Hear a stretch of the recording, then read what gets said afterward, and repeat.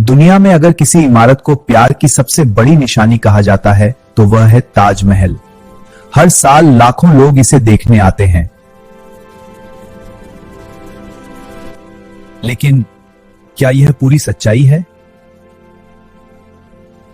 कुछ इतिहासकार कहते हैं कि ताजमहल का इतिहास उतना सीधा नहीं है जितना हमें बताया गया है।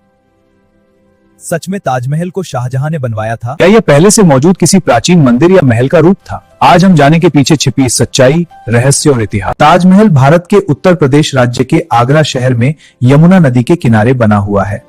इसे दुनिया की 7 अजूबों में से एक माना जाता है।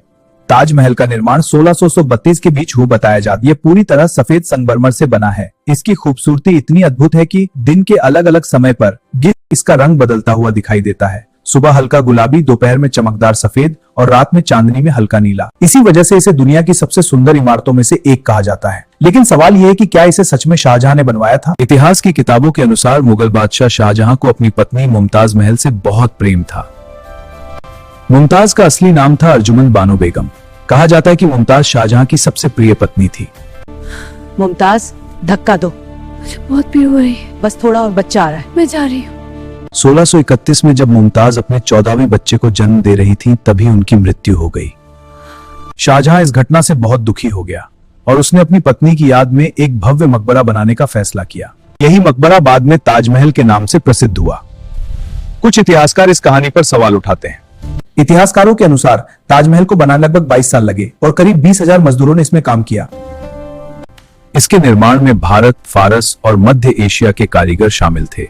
कहा जाता है कि उस समय इसकी लागत करीब 32 मिलियन रुपए थी, जो आज के समय में कई हजार करोड़ रुपए के बराबर होती है। लेकिन कुछ इतिहासकार पूछते हैं, अगर ये इतना बड़ा निर्माण था तो इसके स्पष्ट और विस्तृत रिकॉर्ड इतिहास में क्यों नहीं मिलते? कुछ शोधकर्ताओं का दावा है कि ताजमहल पहले से मौजूद एक प्राचीन हिंदू मंदिर या महल था। कुछ लोग इसे तेजो महालय मंदिर कहते हैं। इस सिद्धांत के अनुसार ताजमहल असल में भगवान शिव का एक प्राचीन मंदिर था। बाद में मुगलों ने इसे मकबरे में बदल दिया। हालांकि इस सिद्धांत को इतिहासकार स्वीकार नहीं करते, लेकिन इस विषय पर बहस आज भी जारी है।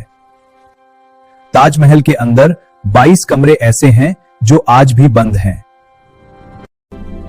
इन कमरों को आम लोगों के लिए नहीं खोला जाता। कई लोगों का मानना है कि इन कमरों में ताजमहल के इतिहास से जुड़ी महत्वपूर्ण चीजें छिपी हो सकती हैं, लेकिन सरकार का कहना है कि ये कमरे सिर्फ संरचनात्मक कारणों से बंद हैं। सच्चाई क्या है, यह अभी भी एक रहस्य है। ताजमहल की वास्तुकला मुगल और फारसी शैली का मिश्रण है। इसमें 4 मीनारें हैं जो मुख्य गुंबद के चारों ओर खड़ी हैं। ताजमहल का मुख्य गुंबद करीब 73 मीटर ऊंचा है। इसके अंदर मुमताज और शाहजहां की कब्रें हैं, लेकिन असली कब्रें नीचे वाले कमरे में स्थित हैं। ऊपर जो दिखाई देती हैं वे सिर्फ प्रतीकात्मक कब्रें हैं। एक लोकप्रिय कहानी यह भी है कि ताजमहल बनने के बाद शाहजहां ने मजदूरों के हाथ कटवा दिए थे ताकि वे ऐसी इमारत फिर कभी न बना सकें। लेकिन अधिकांश इतिहासकार कहते हैं कि इस कहानी का कोई पक्का ऐतिहासिक प्रमाण नहीं है। यह शायद सिर्फ एक लोकप्रिय मिथक है। आज ताजमहल पर्यावरण प्रदूषण से खतरे में है। आगरा में बढ़ता प्रदूषण संगमरमर को नुकसान पहुंचा रहा है। कई बार ताजमहल का रंग पीला पड़ने लगा है, इसलिए सरकार ने इसके आसपास कई उद्योगों को बंद कराया है और वाहनों के उपयोग पर भी सीमाएं लगाई गई हैं। ताजमहल सिर्फ एक इमारत नहीं है, यह कला, इतिहास और वास्तुकला का अद्भुत संगम है। यह इंसानी कल्पना और कारीगरी का एक शानदार उदाहरण है। इसी वजह से यूनेस्को ने इसे विश्व धरोहर स्थल घोषित किया है। ताजमहल का इतिहास आज भी लोगों के लिए जिज्ञासा और रहस्य से भरा हुआ है। कुछ लोग इसे प्यार की सबसे बड़ी निशानी मानते हैं, तो कुछ लोग कहते हैं कि इसके पीछे छिपी कहानी अभी पूरी तरह सामने नहीं आई। लेकिन एक बात निश्चित है, ताजमहल दुनिया की सबसे अद्भुत इमारतों में से एक है और इसका रहस्य लोगों को हमेशा आकर्षित करता रहेगा।